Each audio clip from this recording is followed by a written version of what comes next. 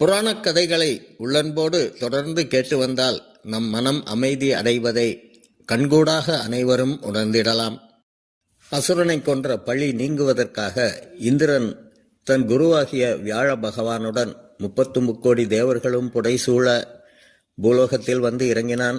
தென் திசை எல்லைக்கு சமீபமாக வரும்போது ஓர் அழகிய கடம்பவனத்தை அடைந்தார்கள். அந்த கடம்பவனத்தை அடைந்த மறுகணமே இந்திரன் தன் பழி அனைத்தும் விலகியதை அற்புதமாக உணர்ந்தான்.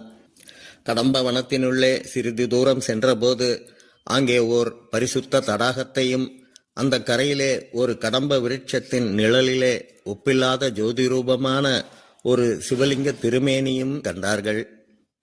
32 இலக்கணங்களும் பொருந்திய அந்த ஜோதி ரூபத்தை, அந்த லிங்க திருமேனியை, அந்த சிவக்கொழுந்தை கண்ட இந்திரன் தன் 1000 கண்களும் கழிக்கும்படியாக தரிசித்து சாஷ்டாங்கமாக விழுந்து பணிந்து ஆனந்த கண்ணீர் பெருக பேரின்பக் கடலிலே மூழ்கி வாய் குளற உடல் நடுங்க அன்பே வடிவாகி தோன்றிய அந்த தேவதேவனின் அந்த கருணாமூர்த்தியின் தரிசனத்தாலே மனம் கசிந்து அன்பு பெருகி நின்றான். பின்பு தேவர்களை அழைத்து சிவபெருமான் அர்ச்சனைக்கு வேண்டிய திரவியங்கள் அனைத்தையும் தேவலோகத்திலிருந்து கொண்டு வரும்படி அனுப்பினான்.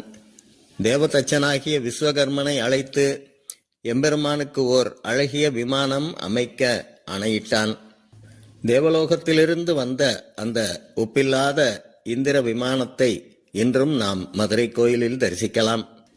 இந்திரலோகத்திலிருந்து வந்த அந்த இந்திர விமானத்தின் அரிய தோற்றத்தின் அதிசய விளக்கங்களை அடுத்த பதிவில் காணலாம்.